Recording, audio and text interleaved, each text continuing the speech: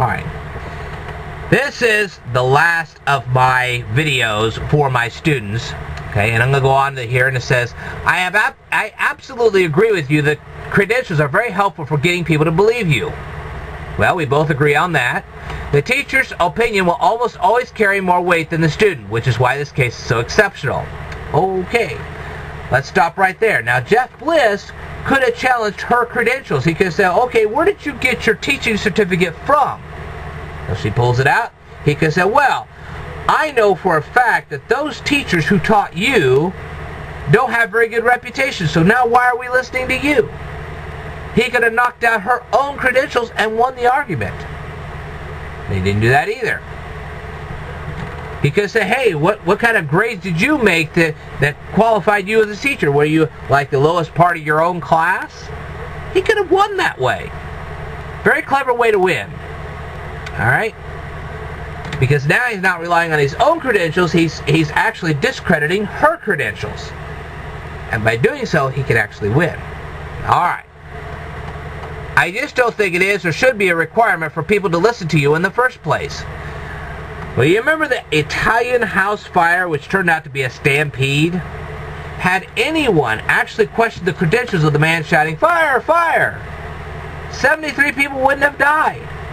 How do you deal with a movie theater fire? Here's how it works.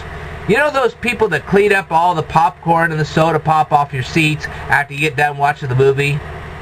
You see these people all the time. Alright. For a movie theater owner to hire those people, they either have to have high school diplomas of their own, or, okay, they have to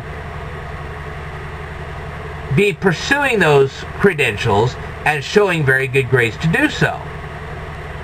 You don't want to hire some dumb cluck high school dropout. It doesn't work that way. Theater owners usually don't hire people like that.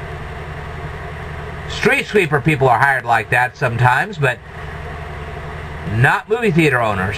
Okay, so you're a patron in a movie theater. You're an adult. You have a high school diploma. You go up to the attendant at the movie theater and you say, hey, look, see that smoke over there?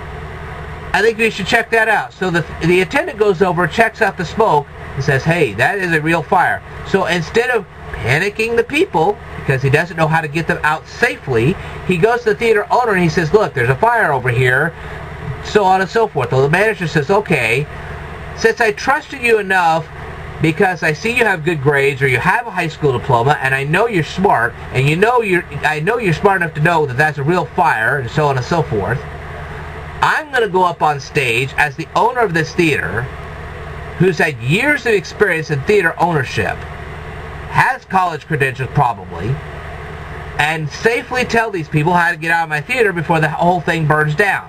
Then he goes out on stage and he makes the announcement and they say, well, why should we believe you? Because I'm the theater owner and I know my building better than anybody else.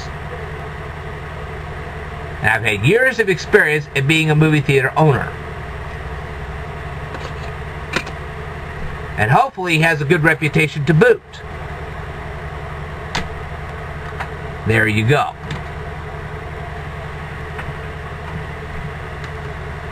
I believe it is a good idea to listen to everyone, no matter their credentials. Well, that's how 73 people died.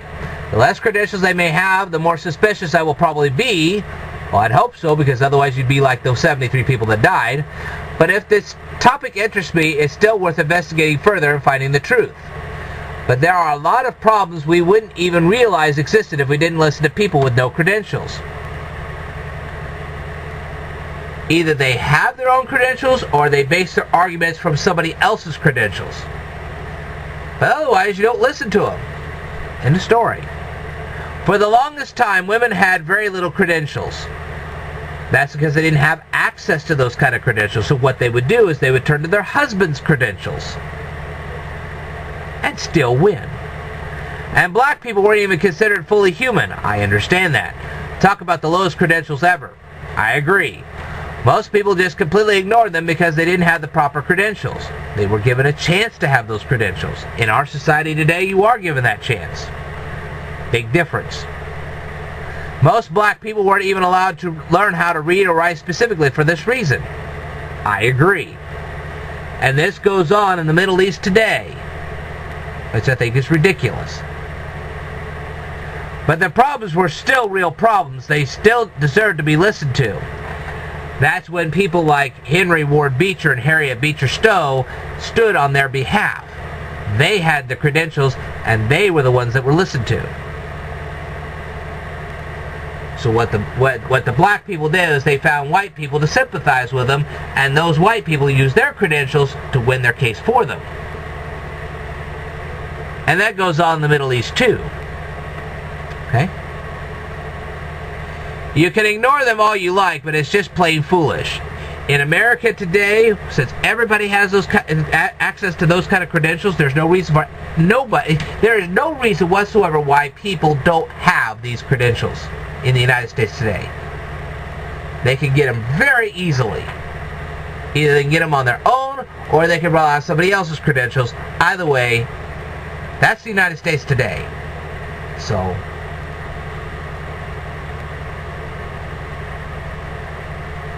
I say listen to everything first and decide what is garbage and what is not.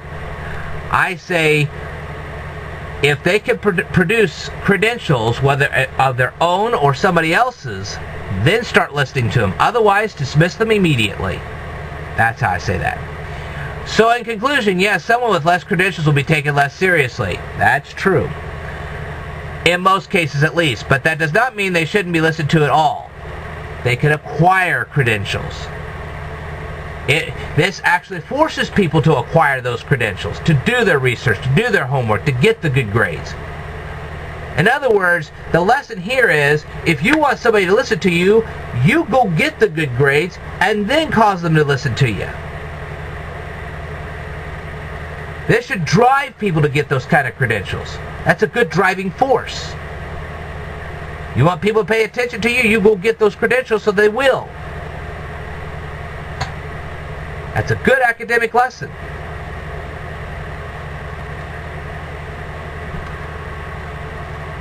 Or that they shouldn't even have the right to voice their opinions in the first place. Well, this is an incredible motivator. If you want people to actually listen to you, you go get your credentials, and then they will listen to you. End of story. Sure, they will be ignored by a lot of people. Again, there are exceptions to this, such as Jeff Bliss. Just because you're going to get away with ignoring them doesn't mean you should. Oh yeah. Like I said, this is America today. Almost everybody has the chance to get credentials. This is not the Middle East. This is not back in the Civil War. This is America today. You can get access to these credentials, and you should. And this should be the driving motivation to do so. You want people to listen to you, you go out and you get those credentials and make them listen to you. That's how you do that. That's how I did it.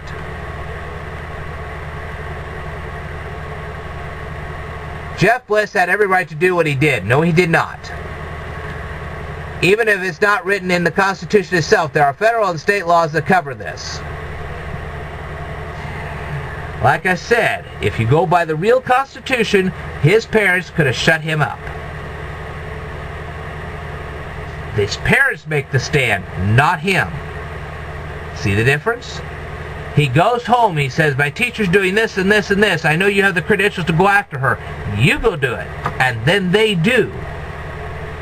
And then if he gets to be above age, he goes out, he gets credentials, not of his own, but somebody else's, and then he uses those to win his argument. Either way, what he did was totally wrong and shouldn't have been done. And he had no right to do it. Okay? Children cannot simply be prosecuted for anything or beaten up on the street without punishment.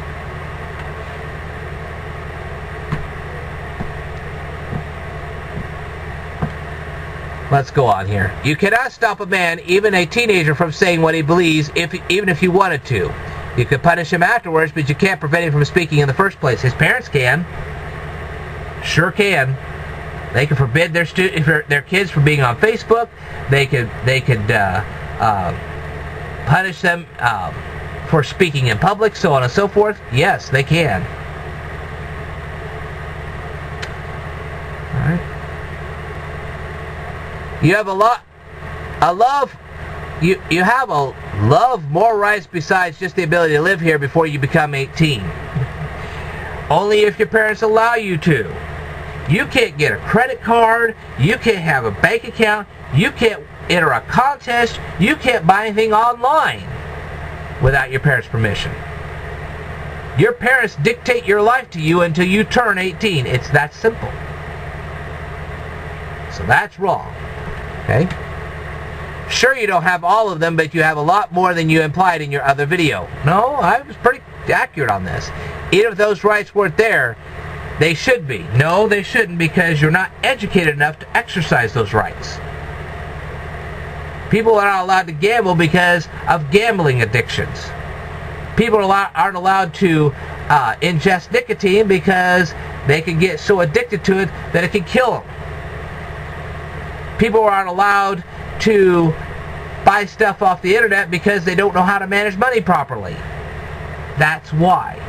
Your parents have all the rights over you until you are 18 years old. That's the end of the story. And they tell you whether you can speak up or not. And they do have those rights. All right. Hopefully I have settled all this once and for all. If you have any questions or comments, go ahead and leave them down here in the comment section below. Hopefully we can get back to doing regular education from this point forward. I have clarified all my positions, and I guess you guys have come away with a lot of education you didn't think you were going to come away with. Hopefully you're a lot smarter people now. This is Ted the Speed Learner signing off. I'll tell you more in a future video. Stay tuned.